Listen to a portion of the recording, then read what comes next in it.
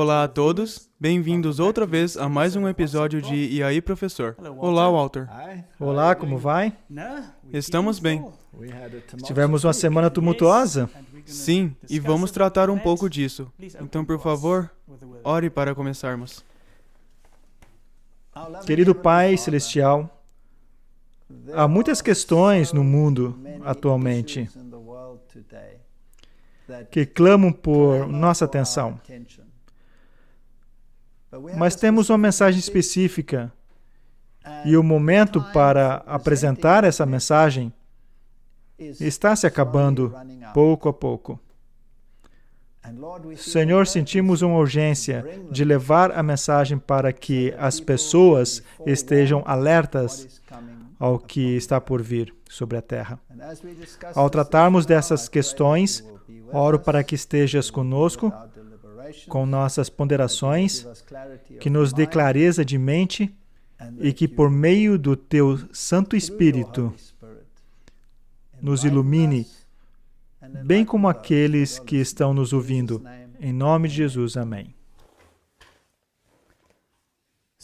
Então, o Senhor mexeu num vespeiro com a apresentação. O ponto neufrágico. Um ponto crítico. Sim.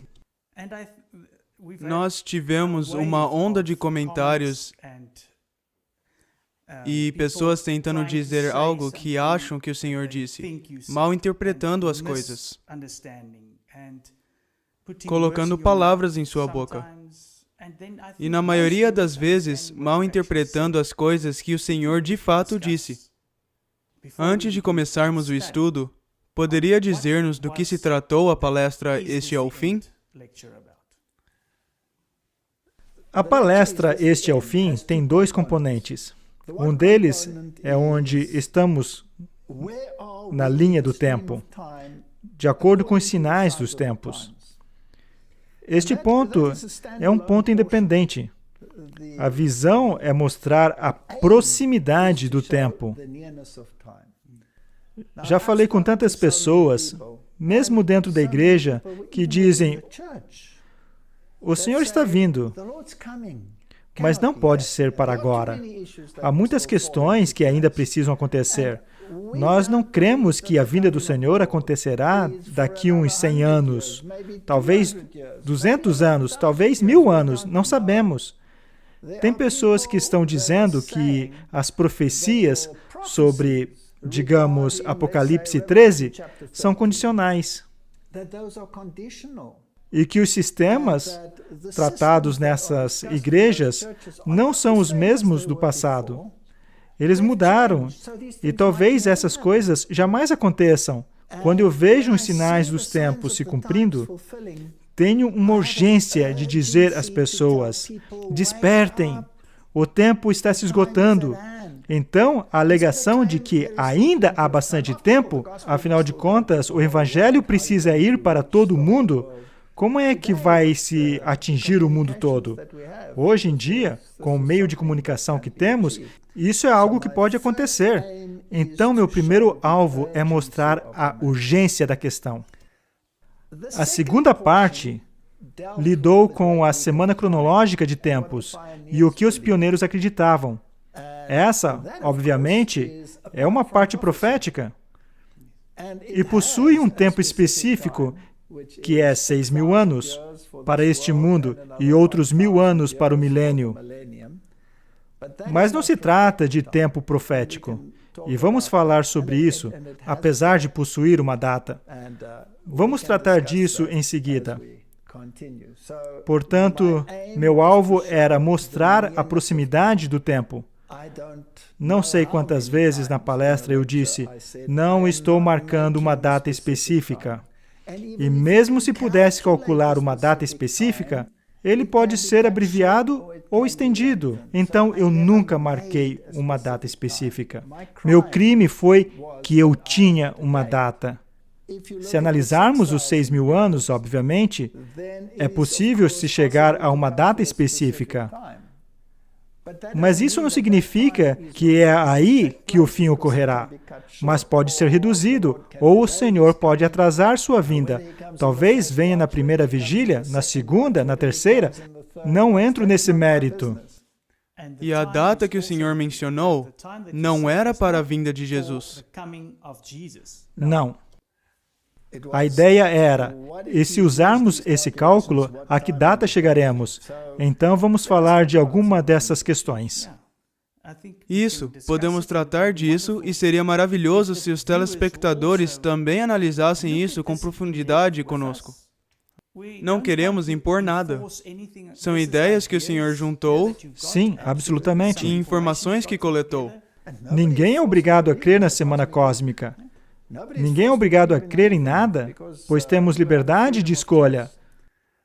Mas se há certos parâmetros históricos às claras, certamente podemos tratar deles.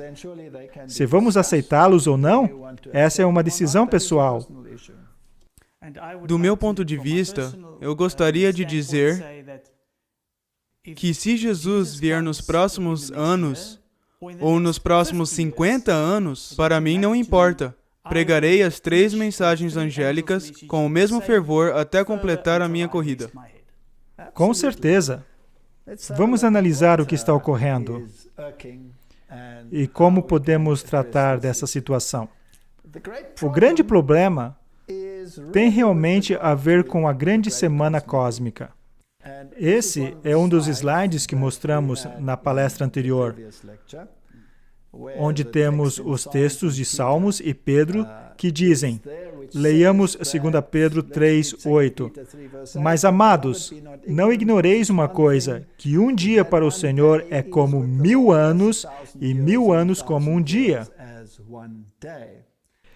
E no livro do Apocalipse, temos a menção do período de 1000 anos. No decorrer da história, isso levou ao conceito de que há uma grande semana de tempo onde cada dia representa 1000 anos. Não se trata de um conceito novo, mas muito antigo. Então, o problema que as pessoas tiveram com a palestra foi a data para a conclusão dos 6.000 anos. Como disse, meu crime foi eu ter somado 4 mais 2 e chegar a 6. Esse foi o problema. Mas qual é o problema com a data? É o que temos que nos perguntar, qual é o problema com a data? O problema é que as pessoas podem pensar que você marca uma data específica. Repetidas vezes eu falei, não estou marcando uma data específica. Não estou fazendo isso, pois o Senhor pode estender ou abreviar esse tempo. Essa é a sua prerrogativa, não minha. Então, como podemos dizer isso à luz que temos tratado? Posso usar esse estudo como definitivo em termos de tempo, ou há outros fatores que precisam ser levados em consideração? Não mencionei todas essas coisas na palestra, afinal de contas, foi uma palestra de 2 horas, e se as mencionássemos, agora se tornaria uma palestra de 3 horas. Podem a Bíblia e o Espírito de Profecia nos ajudar nessa questão? Eu creio que a resposta é sim. Portanto, precisamos considerar todas as possíveis permutações antes de criarmos uma inquietação ou empolgação indevida. E isso pode acontecer. Se alguém disser, o tempo é curto, ora, curto é um termo muito relativo. Mas se dissermos, por exemplo, de acordo com um cálculo simples, existe um tempo específico em que esse período termina, mas você não pode tomá-lo como definitivo, porque pode ser estendido ou abreviado. É diferente do tempo profético, porque não se pode estender ou abreviar um tempo profético. Tempo profético é fixo. Vamos tratar dessa diferença. Eis aqui algumas citações da palestra anterior. Isso vem do Espírito de Profecia. As pessoas dirão, por que usar o Espírito de Profecia? Por que não usou a Bíblia? Bem, eu não usei a Bíblia porque não sentia que era o fórum para analisar. Digamos, os cálculos do bispo Asher. Então, eu usei o Espírito de Profecia, mas poderia ter usado a Bíblia.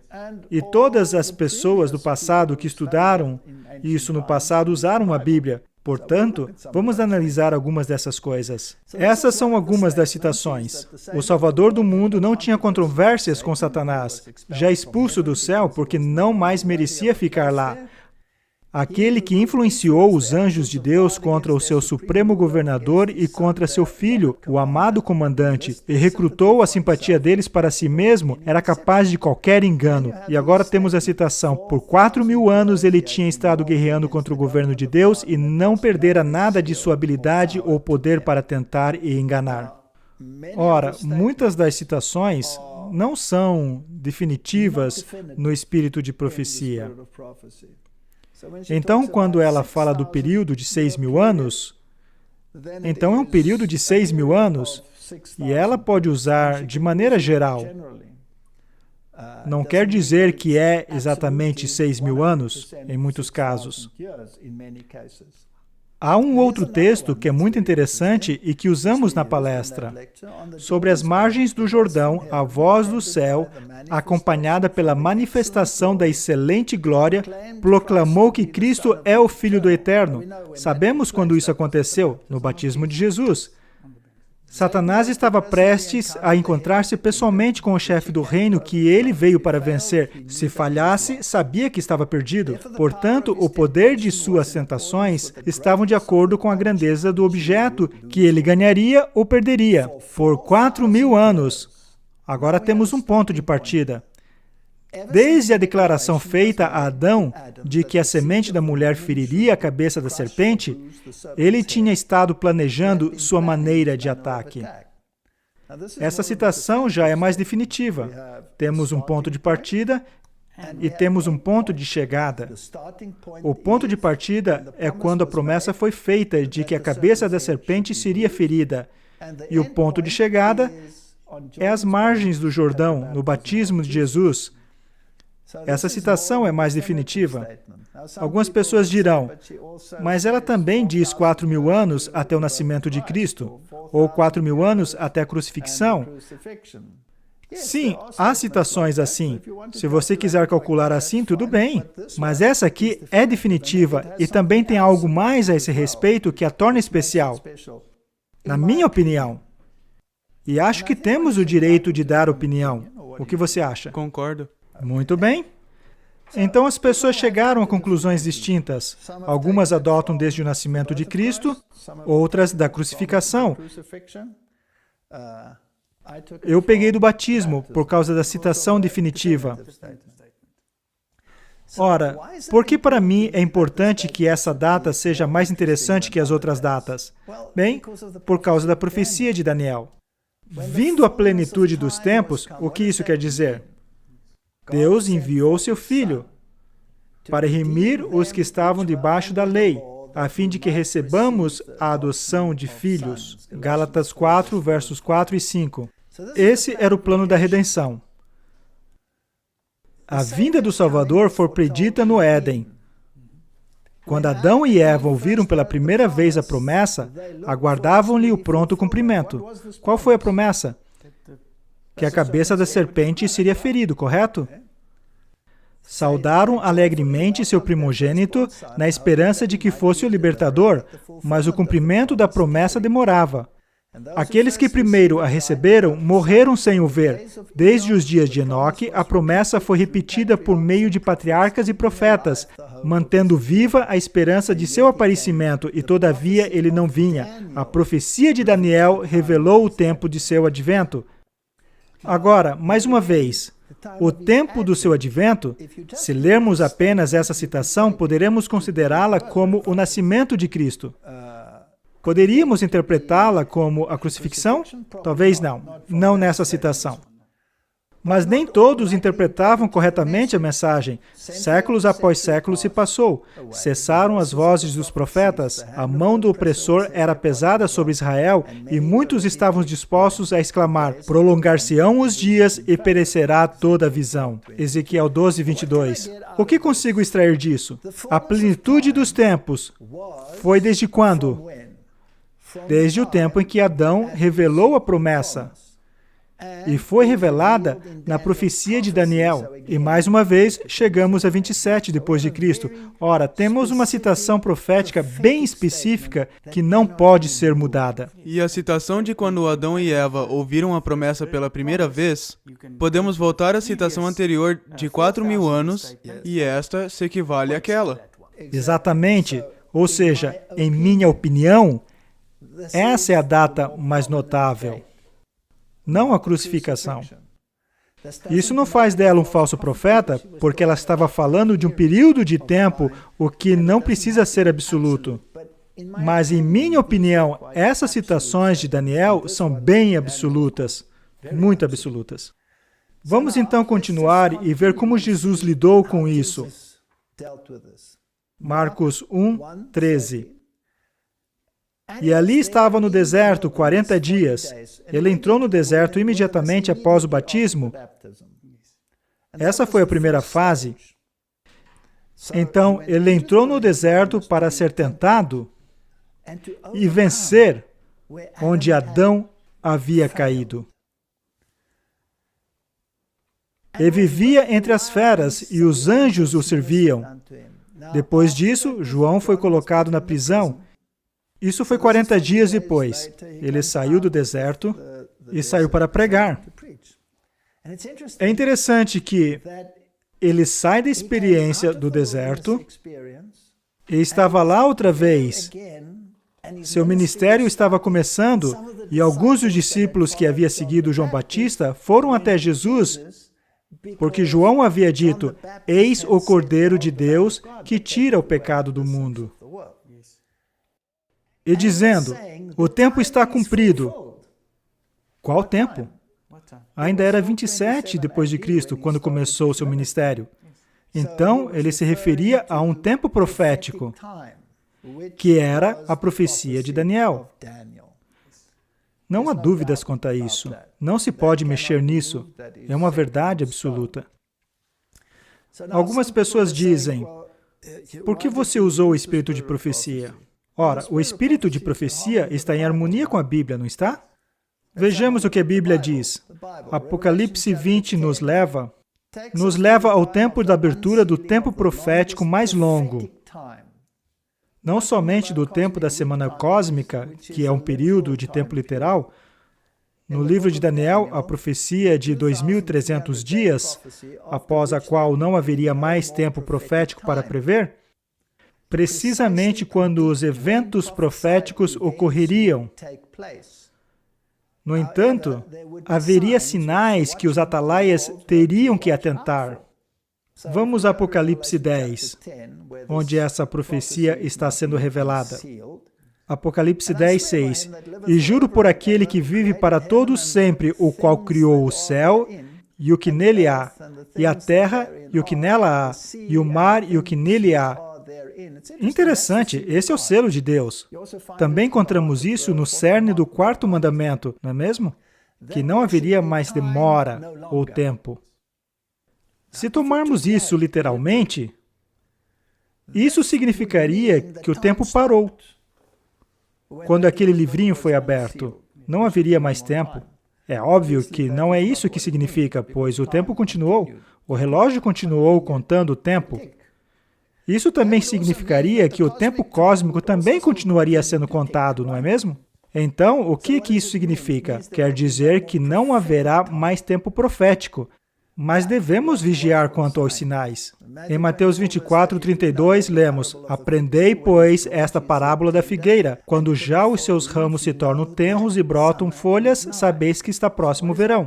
Qual é o nosso trabalho? Nosso trabalho é olhar para os sinais proféticos, que foi a primeira parte da palestra, dizendo: estamos perto. Não tente adiar para daqui a 100 anos, ou 200 anos, ou 1000 anos. Ou não será no meu tempo de vida. Bem, no meu caso, isso não seria muito tempo, pois já estou bem avançado em dias. Mas o ponto é que não haverá mais tempo profético. E não haverá mais marcação de data depois disso. Não quer dizer que o relógio não continua batendo. O ano que vem será 2021. Quer gostemos ou não, o relógio continuará batendo, mas não haverá mais tempo profético. Então o Senhor diz que não há mais tempo profético. Mas o Senhor também diz que ainda há algumas profecias que precisam ser cumpridas, mas que não dependem de tempo. Não dependem de tempo profético, correto? Há eventos que devem acontecer, mas que não há tempo profético específico quanto a quando esse evento ocorrerá. Saberemos quando ocorrerá assim que ocorrer. Ora, o espírito de profecia também é muito claro. A Bíblia diz que não haverá mais demora, ou tempo profético. E ela tem a mesma citação de que não haverá mais tempo definido após 1844. E isso não quer dizer que o relógio cósmico não continue a bater. Só significa que não haverá mais tempo específico onde se possa dizer que isso ou aquilo ocorrerá. Analisemos algumas dessas declarações. Nossa posição tem sido a de esperar e vigiar. Sem proclamações de algum tempo para interpor-se entre o fim dos períodos proféticos, em 1844. Então, após 1844, que é o final da profecia de 2.300 dias, não há mais tempo profético. E eu tratei disso na palestra. Tratei especificamente disso. Eu disse que não haveria mais tempo profético e há pessoas que estão usando o tempo profético tentando ajustá-lo ao período de tempo no qual vivemos. Isso não está de acordo com as Escrituras. E eu falei isso claramente na palestra. Mas isso não afeta o tempo cósmico, assim como o nosso tempo ainda continua. Pode não ter mais um tempo definido para a vinda de Cristo, nem mesmo em tempo cósmico. Embora o tempo cósmico nos diga que o ano que vem será 2021, quer gostemos ou não. Se o tempo se encerra em 2027, isso não quer dizer que Jesus está voltando ali. Não quer dizer que ele está voltando em 2027, mas significa que, de acordo com o cálculo simples, isso é quando será o tempo em que o período de 6.000 anos se concluirá. Mas não quer dizer que é quando Jesus voltará, e eu deixei isso extremamente claro, mas as pessoas tendem a mal interpretar. E precisamos ser muito cuidadosos. Vamos analisar mais um pouco. Então, o povo não terá outra mensagem sobre o tempo definido, depois desse período de tempo. Apocalipse 10, 4 a 6, citado aqui. Estendendo-se de 1842 a 1844, não pode haver um traçado definido do tempo profético. A contagem mais longa vai até outubro de 1844, que é quando o tempo profético termina. Qualquer tentativa de manipular essas profecias ou tirar períodos de tempo dessas profecias de tempo e torná-las tempo real, não está em harmonia com as Escrituras. A maioria, se não todas, das citações de Ellen White sobre não marcar uma data ou tempo se referem a tempos proféticos. Referem-se a tempo profético, que está bem claro. Então não devemos confundir essa questão. Temos outra. Esse tempo que o anjo mencionou com solene juramento não é o fim da história desse mundo. O tempo continua. Nem do tempo de graça, mas do tempo profético. Precisamos deixar isso bem claro, que precederia o advento de nosso Senhor. Ou seja, o povo não terá outra mensagem com tempo definido. Do que ela está falando agora? Tempo profético. Exatamente, esse é o contexto. Após o fim desse período de tempo, referindo-se ao período profético, que vai de 1842 a 1844, não pode haver um traçado definido de tempo profético. Está bem claro. O mais longo cômputo chega ao outono de 1844. Ok, o relógio não parou de bater. Não há mais tempo profético. E não podemos manipular as profecias para fazê-las dizer o que queremos que elas digam. Não podemos reaplicá-las. Não podemos. Tenho sido repetidamente advertida com referência a marcar tempo. Nunca mais haverá para o povo de Deus uma mensagem baseada em tempo. Não devemos saber o tempo definido, nem para o derramamento do Espírito Santo, nem para a vinda de Cristo. Nós não saberemos quando Cristo virá. E nós fomos alertados, recebemos mensagens de que nós estávamos marcando um tempo específico. Não marcamos, pois eu disse especificamente que não podemos usar isso, pois o tempo pode ser abreviado ou estendido. Então, não estamos marcando um tempo específico, mas isso não quer dizer que o ano que vem não será 2021. Mas o dia e hora da sua vinda não foram revelados.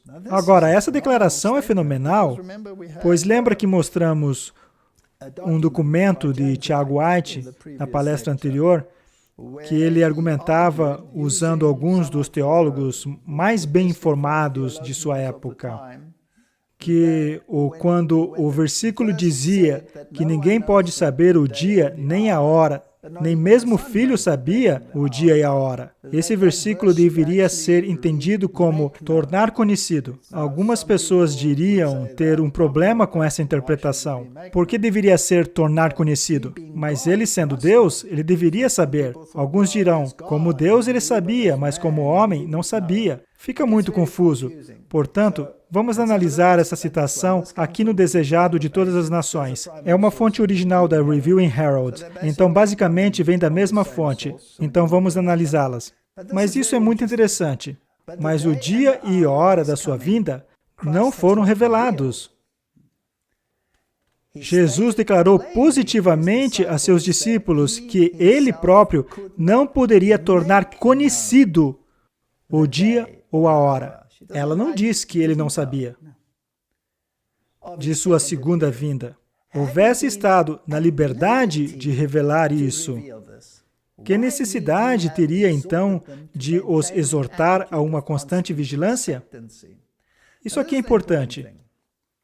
Nós precisamos de uma atitude de constante vigilância. Precisamos analisar os sinais dos tempos.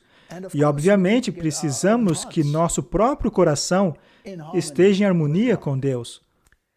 Alguns há que pretendem conhecer o próprio dia e hora do aparecimento do Senhor. Muito zelosos são eles em delinear o futuro, mas o Senhor os advertiu a sair desse terreno. O tempo exato da segunda vinda do Filho do Homem é mistério de Deus. Ora, se analisarmos o contexto histórico no qual isso é retratado, o casamento de Cristo com a sua noiva, a consumação quando ele vem buscar sua esposa, nos tempos antigos, quando um casamento assim ocorria, não era os que estavam se casando que anunciavam o tempo, era o pai que tinha o privilégio de anunciar o tempo. Então, isso está de acordo com esse princípio. É muito interessante ver como a história se correlaciona com isso. Mas está bem claro que aqui ela faz uso do termo tornar conhecido, assim como Tiago White o usou em seus documentos, citando os teólogos de sua época. Não devemos viver em agitação acerca do tempo. Não nos devemos absorver com especulações relativas aos tempos e às estações que Deus não revelou. Jesus disse aos seus discípulos, vigiai. Essa foi a primeira parte da palestra, analisando os sinais dos tempos, mas não para um tempo definido. Seus seguidores devem encontrar-se na posição dos que estão à escuta das ordens de seu comandante. Devem vigiar, esperar, orar e trabalhar à medida que se aproxima o tempo da vinda do Senhor. Ninguém, no entanto, será capaz de predizer exatamente quando virá aquele tempo, mas conseguiremos dizer que o tempo está perto. Podemos usar tudo o que está ao nosso dispor para dizer que o tempo está perto? Pois daquele dia e hora ninguém sabe. Não sereis capaz de dizer que ele virá dentro de 1, 2 ou 5 anos, nem deveis retardar sua vinda, declarando que não será por 10 ou 20 anos. Ora, foi exatamente o que fiz naquela palestra. Eu disse, não sei se vai ser em 1, 2, 3, 4, 5 anos. Eu não sei. Poderia ser mais. Podia até ser. Mas eu não deveria. tendo as informações que temos, dizer que será daqui a 10, 20, 30, 100, 200 ou até mesmo 1000 anos. Dando o Evangelho ao mundo, está em nosso poder apressar a volta de nosso Senhor. Isso é muito interessante. Não nos cabe apenas aguardar, mas apressar o dia de Deus. Ver 2 Pedro 3:12. Houvesse a Igreja de Cristo feita a obra que lhe fora designada, como ele ordenou, o mundo inteiro haveria sido antes advertido e o Senhor Jesus teria vindo à terra. Isso é fascinante. Então dá para apressar a vinda e abreviar o tempo? E por nossa inatividade, podemos estender o tempo. Ao dizer isso, será que isso quer dizer que Deus só virá quando a igreja desempenhar o seu papel? Bem, há citações que dizem um tempo que Deus fixou, e não sabemos que tempo é esse. A história do pecado não continuará indefinitivamente. Há outras citações, por exemplo, que fala sobre o número que ele fixou quando aceitaram o Evangelho. Eu não quero entrar nisso, porque eu não tenho como saber essas coisas. Tem outro ponto importante quando falamos de tempo. A profecia é condicional e a previsão de um tempo preciso pode criar desespero em alguns e ações precipitadas em outros. Ora, mais uma vez, sejamos bem específicos nesse ponto. Temos profecias gerais. Se fizermos isso, isso e mais isso, então aquilo vai acontecer. Tomemos as promessas de Deus para Israel, as bênçãos e as maldições. Se fizermos isso, isso e mais isso, tal coisa vai acontecer. Não há tempo específico vinculado a essas profecias. Mas não se pode fazer isso com a profecia de Daniel, que tem tempo específico. Isso é imutável. Não dá para mexer. Mais uma vez, as profecias sobre eventos são condicionais. Vejamos alguns exemplos bíblicos de profecias condicionais e eventos. A queda de Nínive e a pregação de Jonas, é provável que Jonas tenha ficado estarrecido por se passar por um falso profeta, pois ele disse que daqui a 40 dias Nínive seria destruída. E isso nunca aconteceu. Por que não? Porque era uma profecia condicional.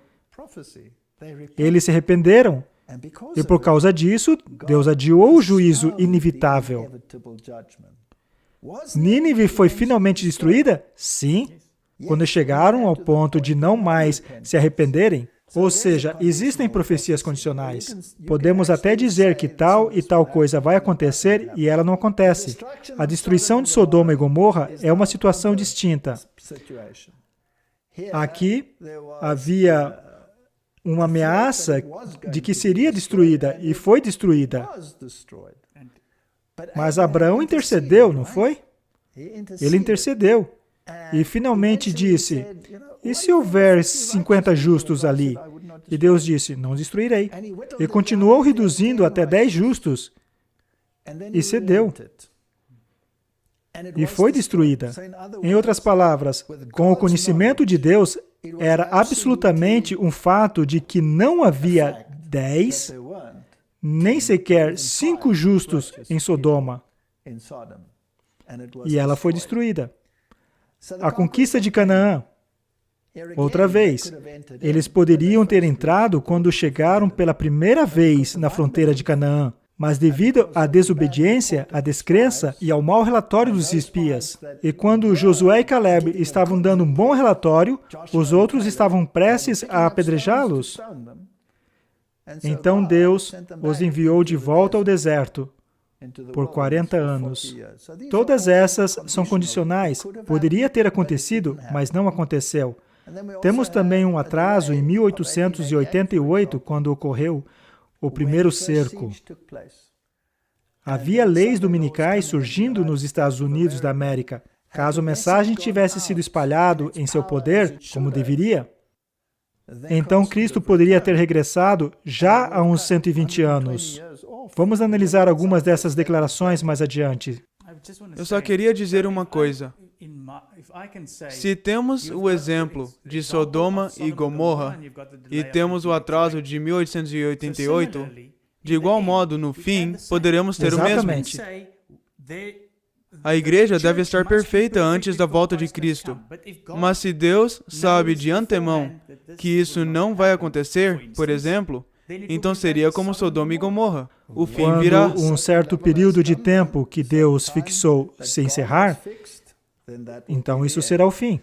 Segundo Pedro 3:9, o Senhor não retarda a sua promessa, ainda que alguns a tenham por tardia, mas é longânimo para conosco, não querendo que alguns se percam, senão que todos venham a arrepender-se.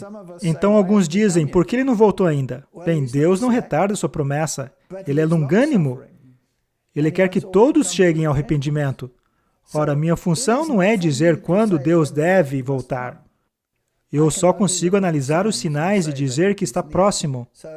Eu não estava marcando data naquela palestra específica. Há outro aspecto que surgiu devido à palestra.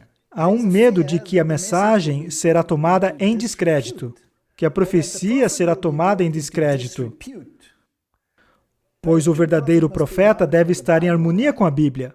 Ora, se nós, no mundo e na época em que vivemos, nos levantarmos na igreja para dizer que este mundo tem 6.000 anos e que a semana cósmica está chegando ao fim, você estará em descrédito, pois vão dizer que você ficou louco, pois este mundo tem milhões e bilhões de anos de idade. É claro que você vai ser ridicularizado ao dizer isso. Vamos chegar lá. A Bíblia diz em Isaías 8:20, a lei e ao testemunho. Se eles não falarem segundo esta palavra, é porque não há luz neles. O que isso quer dizer? Isso quer dizer que tudo o que o profeta disse deve estar em harmonia com a Bíblia. Será que a Bíblia diz que o mundo tem 6.000 anos de idade? Se a Bíblia disser que este mundo já tem quase 6.000 anos de idade, então a profecia que vem em seguida, digamos, no espírito de profecia, não pode exceder isso, porque deve estar em harmonia com a Bíblia. Então, se o profeta vai entrar em descrédito porque estão dizendo que o profeta disse 6.000 anos, então a Bíblia também entra em descrédito. Então, o que a Bíblia ensina? Essa é a nossa próxima pergunta. A propósito, essa foi uma das perguntas. Por que você usou Ellen White? Por que não usou a Bíblia? E o que a Bíblia ensina, então? E o que a igreja primitiva e os reformadores e os pioneiros da igreja adventista do sétimo dia criam sobre essa questão? Agora vamos fazer uma distinção. Não estamos mais falando de tempo profético. Estamos falando de tempo real. Mais uma vez, permita-me deixar amplamente claro que até mesmo o tempo real não será um marco determinado que diga, este é o limite. Porque outra vez o mesmo se aplica. O Senhor poderia ter vindo antes, porque é possível abreviar o tempo por suas ações ou pregação. Ou ele pode atrasar sua vinda, mesmo se houver um relógio marcando o tempo. Ainda está no poder de Deus dizer se ele virá antes desse tempo ou depois desse tempo. Não cabe a mim dizer isso. O mesmo se aplica. O fato é que o relógio realmente não para. E no ano que vem, comemoraremos o ano novo e o ano seguinte, outro ano novo, por quanto tempo mais o relógio continuar batendo, não é? Então, o que é que a Bíblia ensina? Lá vamos nós entrar em problemas novamente. Porque depende de qual Bíblia você usa. Tem a Septuaginta, do Antigo Testamento, versus o texto masorético. O texto masorético é o texto hebraico. O LXX é a Septuaginta, foi a versão alexandrina, e é a do texto em grego, que todo mundo supõe que estava em vigor na época de Cristo. Muitos supõem que Cristo, de fato, fez citações dela. Ora, por que temos tanto medo desse conceito de tempo cósmico? Pois se analisarmos os primeiros pais da igreja, os pioneiros, muitos dos reformadores, eles criam nisso, não é verdade? Então, por que temos tanto medo disso? E por que não poderíamos falar disso, a não ser em tom de sussurro? A alta crítica é um dos motivos. A LXX, a Septuaginta, é outro motivo. E a teoria da evolução é outro motivo.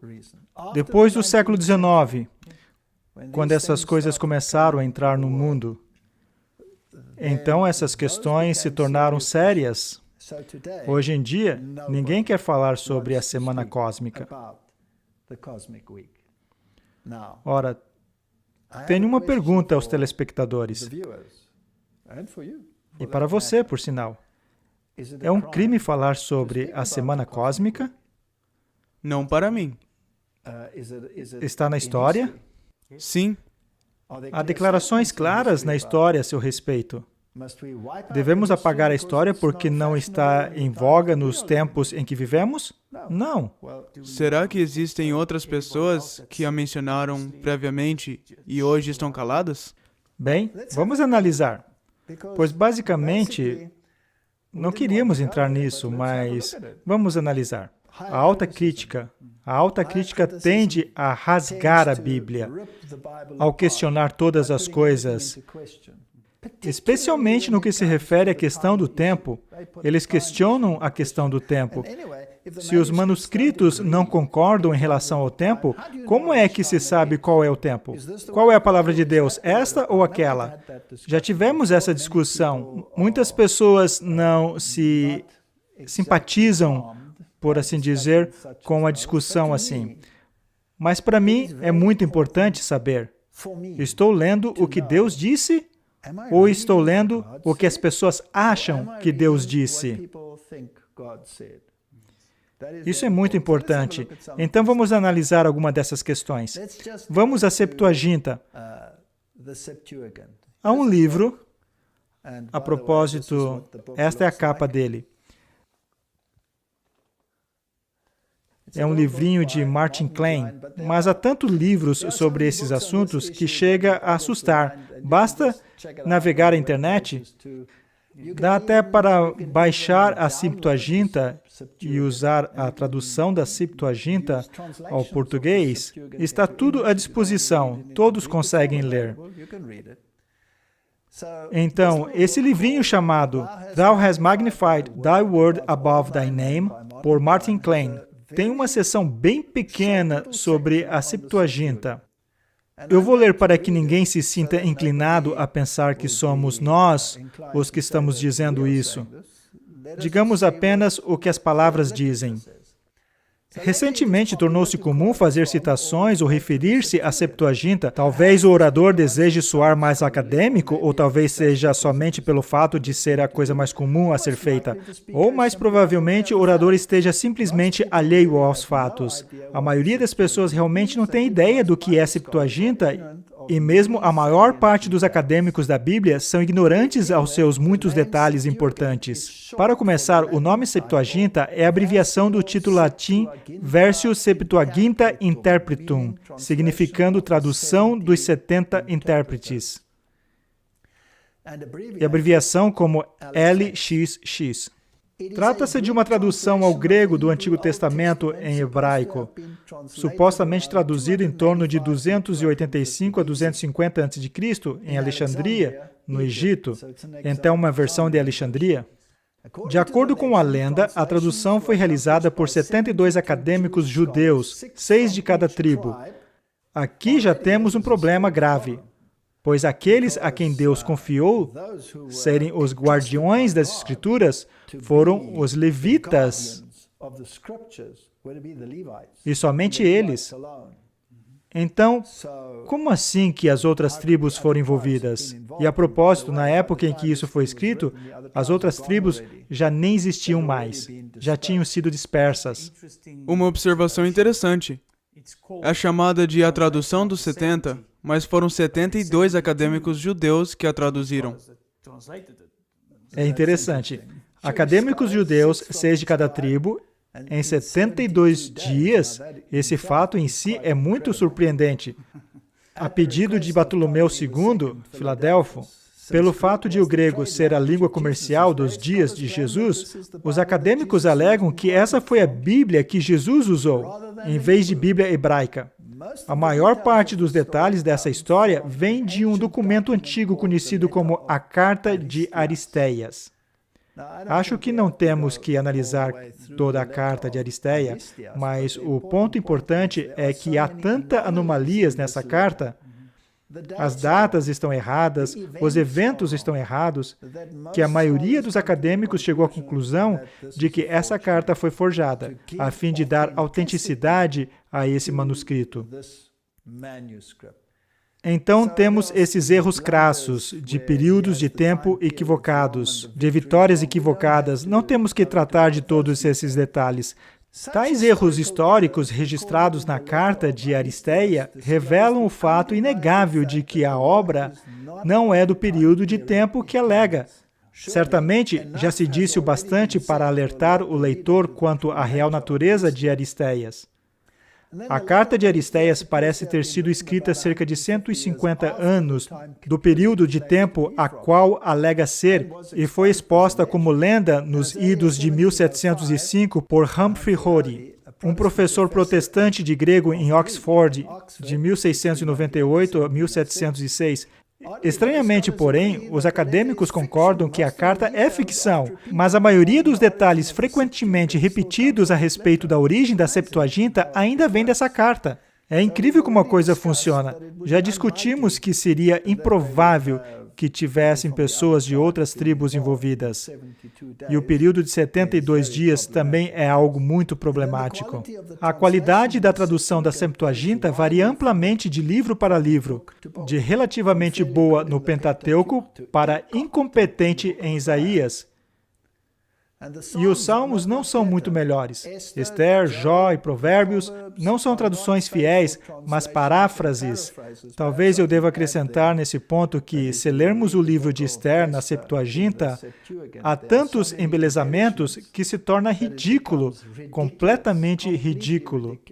De acordo com a Septuaginta, Esther sentou-se e colocou cinzas e estrumes sobre si, enquanto estava nesse período de lamentação antes de ir falar com o rei, e aparentemente cortou todos os tufos de cabelos que caíram sobre as vestes, e em seguida foi falar com o rei. Estava belamente vestida e parecia linda. Não sei como conseguiu isso depois de todo esse episódio. E de acordo com a Septuaginta, ela desmaiou inúmeras vezes enquanto estava na frente do rei. E correu. É uma história ridícula. Então, obviamente, isso não tem a beleza das Escrituras. Eis a porção que é especialmente relevante. A Septuaginta contém muitos problemas graves que não poderíamos aceitá-la como a palavra de Deus fielmente preservada. A maioria dos manuscritos da LXX apresenta 167 como a idade de Matusalém, quando do nascimento de seu filho Lameque. A versão hebraica apresenta 187, Gênesis 5:25. Contudo, se Matusalém tinha 167 anos no nascimento de Lameque, 188 no nascimento de Noé, e Noé 600 no dilúvio, conforme registrado na LXX. Matusalém teria tido 955 anos na data do dilúvio, já que viveu até 969 anos de vida. O período de vida dado por ambos as versões Septuagintas e Masorética, a LXX se confunde no absurdo de fazer com que Matusalém sobreviva 14 anos além do dilúvio. E não só isso, se continuarmos, todas as idades se estendem e tem um padrão tal nisso que fica sem sentido. O ponto em questão é que o tempo é grandemente prolongado na Septuaginta. Portanto, se usarmos essas datas, é impossível se chegar a 6.000 anos. Provavelmente chegaremos a 6.600 e alguma coisa somente usando as genealogias. Então, O autor Keel nos diz que o Antigo Testamento em hebraico é o único texto confiável e, portanto, a Septuaginta e o Pentateuco samaritano não podem ser dignos de confiança. E a questão é, qual manuscritos vamos usar para determinar o período de tempo de que a Bíblia trata? E o consenso dos maiores acadêmicos é que o texto masorético é o que deve ser usado. As Bíblias da Reforma Protestante usaram esse texto. Então, é esse o que deve ser usado. E não só isso. A Septuaginta é o elo perdido na evolução. Isso é bem interessante. Todos supõem que está ali em algum lugar, mas parece que ninguém consegue encontrá-la. Lembre-se, supostamente, a Septuaginta é uma tradução ao grego do Antigo Testamento em hebraico, de cerca de 250 a.C., da qual Jesus citou quando esteve na Terra. É o que dizem, e a propósito, eu não acredito nisso. Pessoalmente, eu não creio que Jesus alguma vez teve a Septuaginta em suas mãos. Eu creio que Jesus citava as Escrituras em hebraico, porque essa era a tradição judaica. A Septuaginta é uma tradução ao grego do Antigo Testamento em hebraico de cerca de 250 a.C., da qual Jesus citou quando esteve na Terra. Contudo, quando alguém a cita hoje em dia, estão na verdade citando os cineáticos ou vaticanos, século IV depois de Cristo, não antes disso. Ora, por que alguém citaria de manuscritos do século IV quando poderia citar de manuscritos de 250 a.C.? Se quanto mais antigo, melhor. Porque não encontraram os manuscritos de 250 a.C. Trata-se do predecessor lendário dos cineáticos e vaticanos que todos supõem existir e que ninguém consegue encontrar. Então a Igreja Católica tirou proveito da carta de Aristéias, forjada, e sua história da Septuaginta, a fim de proporcionar validade aos seus manuscritos gregos corrompidos, fazendo-os soar como se fossem a cópia da Bíblia que Jesus usou. Em sua A Septuaginta mais antiga, é a quinta coluna da Hexapla de Orígenes, ou Bíblia de 6 colunas, por volta de 245 d.C. Então tem essas colunas na Bíblia de 6 traduções de Orígenes. E eles usaram essas e disseram, bem, isso deve ter se baseado em algo anterior, portanto, era assim. Ora, se considerarmos que Orígenes era um agnóstico, então dá para entender alguns embelezamentos contidos nesse documento em especial. Essas são as pessoas envolvidas nesses manuscritos: Justino Mártir, Taciano, Clemente de Alexandria, Orígenes, Eusébio. Orígenes se tornou um diretor da faculdade em Alexandria em 213 d.C. O que ele ensinava? Orígenes ensinava que a alma existia desde a eternidade. Então, o catolicismo romano adoraria isso, não é verdade? E não é só isso. Ele também ensinou sobre o purgatório. Ora, isso é fascinante. Quem gostaria disso? A Bíblia não fala nada do purgatório, mas Orígenes ensinou isso. E ele deve ter tido outros problemas, pois ele se castrou. Talvez estivesse lutando contra a carne, não sei qual era o seu problema. E Orígenes disse que as Escrituras eram de pouco uso àqueles que as compreendiam conforme estão escritas. E o Espírito de Profecia diz para lermos a Bíblia como ela é. Temos um conflito entre as pessoas que pensam em termos do que a mente agnóstica diz e aquelas que creem em Deus como Ele é. Eis outro ponto muito interessante. Já dei muitas palestras sobre isso. Helena Petrovna Blavatsky, uma luciferiana que estabeleceu a Sociedade Teosófica e é considerada a mão do cultismo moderno, ela concorda com Orígenes. E realmente, a menos que leiamos o Antigo Testamento cabalisticamente e compreendamos o significado oculto deste, há muito pouco que se pode aprender dele. Então a Bíblia é, na verdade, um documento que precisa ser lido cabalisticamente. Não se lê o que se diz, mas o que infere as entrelinhas. Isso de acordo com Blavatsky. Isso de acordo com Blavatsky. Não é só isso, mas Blavatsky considerava a Septuaginta e a Vulgata como corretas. E a Bíblia protestante, a King James, com erros. Esse é o conceito moderno hoje em dia. Eu escuto isso em todas as partes, que os piores manuscritos são aqueles usados pela King James, com base em tudo o que Martinho Lutero baseou sua Bíblia e em tudo o que a Bíblia de Genebra baseou sua versão. Então, todos esses estudos é muito fascinante para mim. Obviamente, a Septuaginta é a base da maioria das Bíblias modernas, pelo menos da porção do Antigo Testamento. Mas a influência chega a se estender até o Novo Testamento. Ora, temos todos esses períodos de tempo na Septuaginta. E será que dá para mudar esses tempos? Um exemplo que sempre me desperta o interesse é quando perguntaram a Jesus: quantas vezes se deveria perdoar um irmão? E a resposta que Jesus dá é 70 vezes 7.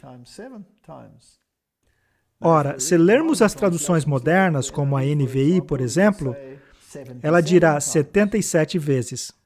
Ora, por que Jesus disse 70 vezes 7? É uma referência a Daniel capítulo 9. Pois o tempo de graça para os judeus como nação, para anunciar o Evangelho, foi desde a emissão do decreto durante 70 vezes 7. Correto? É esse o período de tempo profético de graça que, como nação, lhes foi conferido um status especial, como aqueles que deveriam proclamar o Evangelho. Então, quanto tempo devo perdoar meu irmão? Quantas vezes? Até o fim do tempo de graça. Essa é a resposta de Jesus. Se tomarmos a NVI, torna-se uma declaração inútil. 77 vezes. Ok. Se você me incomodar, 77 vezes é o seu limite. Não faz sentido algum. Só por curiosidade, como os reformadores viam isso? Será que usaram os períodos de tempo na Bíblia? Eu recebi uma carta interessante que não entrei em detalhes, mas que é interessante. A Bíblia de Genebra, por exemplo, foi escrita em 1560. Há um registro detalhado da história da Terra desde a época de Adão, Noé, Abraão, Israel, no Egito, etc.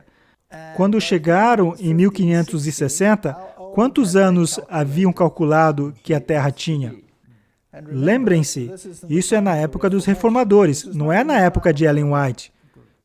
1560 foi a época dos reformadores, e eles computaram a Terra, então, como tendo 5.534 anos e 6 meses. Não sei como chegaram a isso, mas, bem, é o que eles disseram.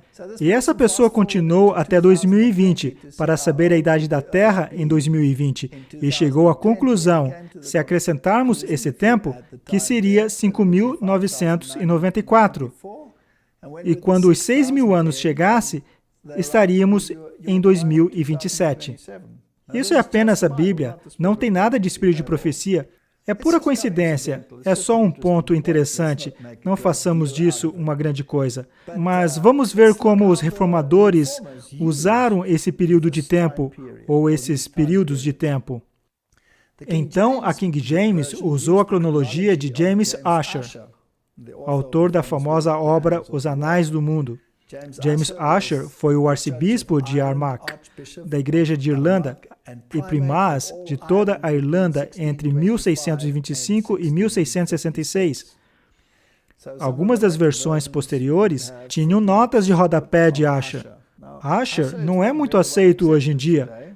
Na verdade, é bastante ridicularizado em alguns círculos, mas ele foi um acadêmico de muito renome. E os cálculos que ele fez são a base das ideias de muitos pensadores sobre a semana cósmica.